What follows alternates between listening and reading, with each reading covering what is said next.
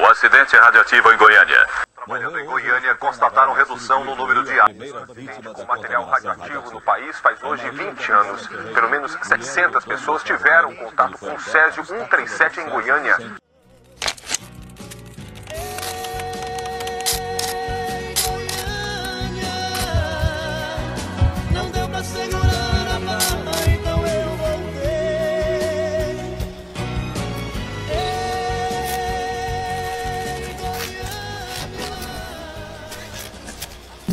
Vamos falar do acidente que aconteceu em Goiânia, do Césio 137, mas primeiro vamos falar sobre o que é o Césio 137. O césio é um elemento químico metálico pertencente ao grupo dos metais alcalinos, o mesmo grupo do sódio e do potássio. Na sua forma pura, é um metal macio de coloração prateada e levemente dourada, que pode até derreter na mão, pois seu ponto de fusão é de apenas 28 graus Celsius. Extremamente reativo, o césio entra em combustão espontânea ao entrar em contato com o ar e reage violentamente com a água, liberando calor e hidrogênio. Por essa razão, ele nunca é encontrado puro na natureza, mas sim combinado a outros elementos e em certos minerais. O césio 137 é uma versão radioativa desse elemento, um isótopo produzido artificialmente em reatores nucleares, durante o processo de fissão do urânio-235, o mesmo que gera energia nuclear. Ele não existe naturalmente e tem uma meia-vida de cerca de 30 anos, o que significa que sua radioatividade leva décadas para se reduzir pela metade, tornando-o perigoso por muito tempo.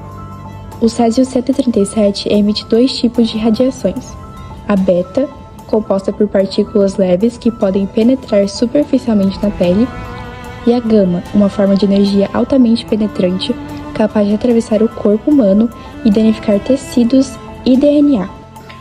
Essas propriedades tornam o material útil quando manuseado sob controle, sendo utilizado em equipamentos de radioterapia, na esterilização de materiais médicos e em medidores industriais. No entanto, fora de um ambiente seguro, o césio 137 é extremamente perigoso.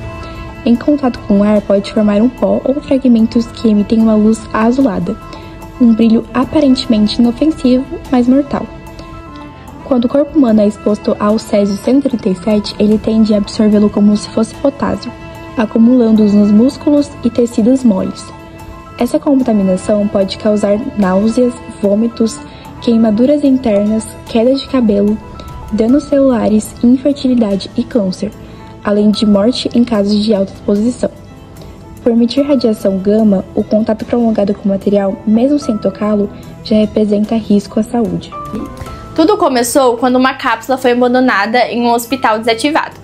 No dia 13 de setembro de 1987, em Goiânia, o local ele era um instituto goiano de tratamento, ele era privado e direcionado para pessoas com tratamento de câncer. O instituto ele foi desativado em 1985 e aí com essa troca de endereços, um equipamento de teleterapia ele foi deixado nos destroços desse instituto abandonado. Dois catadores de lixo eles estavam vasculhando no local, e aí eles encontraram esse instituto abandonado.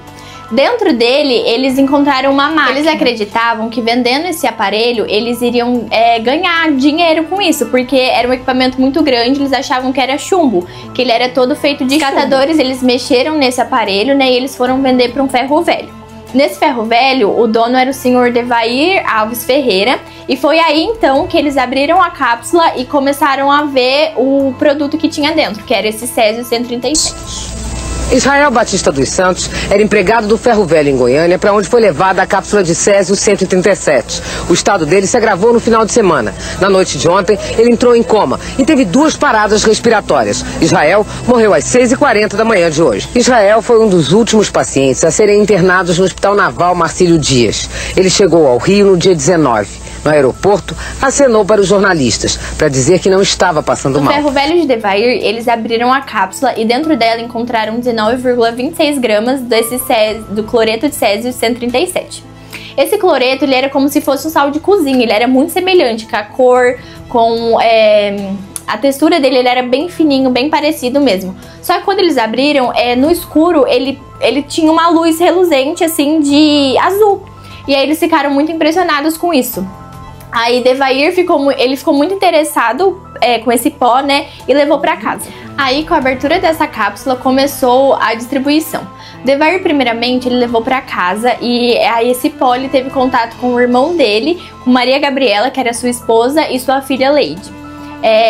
Aí, com o passar dos dias, assim, as pessoas iam no ferro velho, iam na casa dele, e todo mundo achava esse pó muito místico, muito valioso. Gente, assim, que nunca... É que eles não tinham conhecimento, então eles achavam que isso valeria algo. Foi aqui que Roberto e um amigo venderam o aparelho de radioterapia que tiraram de uma clínica abandonada. Eu não sabia do perigo, vi a peça jogada lá. Se eu soubesse do perigo, eu não tinha pegado a mão nessa peça. A peça, aberta a marretadas, guardava um pó azul que fascinou os moradores. Achei bonito. Inclusive até pensei em fazer uma pedra com um anel, né? Ninguém sabia que era um material altamente radioativo, que contaminou mais de 700 pessoas. 4 morreram. Famílias inteiras tiveram que passar pela descontaminação.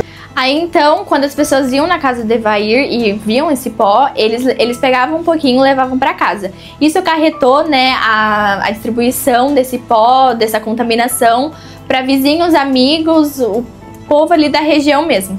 A primeira vítima foi a filha de Devair, uma criança chamada Leide das Neves, de apenas 6 anos. Ela teve contato com o pó, né, e por achar aquilo místico, assim, ela pegou ele na mão, ela brincou com ele. E aí, na noite, a mãe dela, Maria Gabriela, foi chamar ela para jantar. E aí, nessa janta, tinha um ovo cozido. Aí ela pegou com a mão e comeu. Ela foi uma das primeiras vítimas, pois ela ingeriu esse césio, né? Ela ingeriu esse material radioativo. Poucos minutos depois, na noite, assim, na madrugada, ela começou a passar muito mal. Mas eles achavam que era só uma dor de estômago, que era só uma intoxicação alimentar, que ela tinha comido alguma coisa meio estragada. No dia seguinte, ela acordou super bem. E aí, eles relevaram isso e não passou pela cabeça que seria por conta desse césio, que seria por conta desse material que estava lá. Não demorou muito para que essa contaminação começasse a surgir efeito nas pessoas. Elas relatavam sintomas como ânsia, vômito, diarreia e feridas na pele. A princípio, os médicos acharam que era uma doença contagiosa. Quem começou a desconfiar realmente de que isso podia vir do césio 137 foi a esposa de Devair, a Maria Gabriela. Ela e um funcionário do ferro velho levaram o césio para a vigilância sanitária. O material, a princípio, permaneceu durante 2 dias abandonado em uma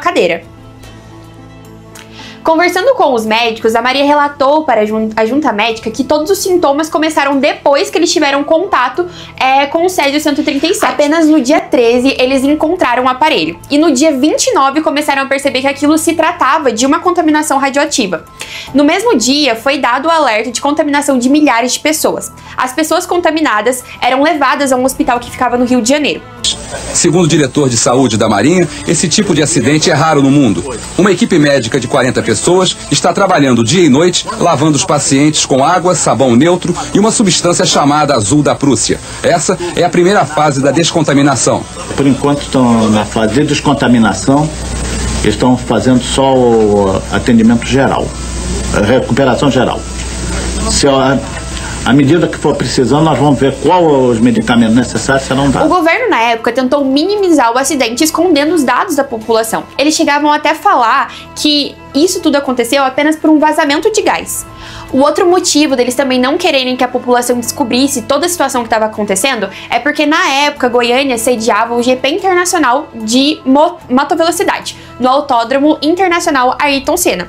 E o governador do estado, Henrique Santilo, não queria que o pânico fosse instalado nos estrangeiros que estavam ali para visitar esse evento que acontecia na cidade.